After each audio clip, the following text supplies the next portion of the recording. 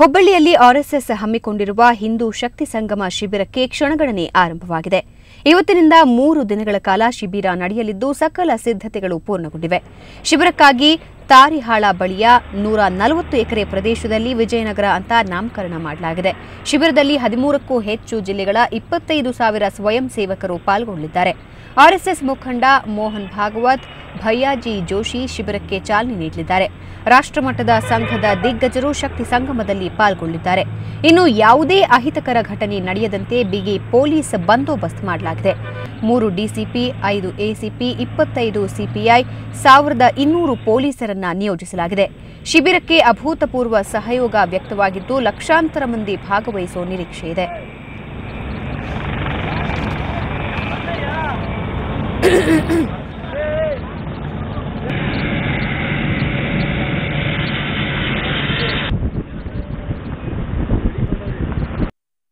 ಆಮೇಲೆ ಬೈಸ್ಕೊಳ್ಳೋದಾಗಬಾರ್ದು.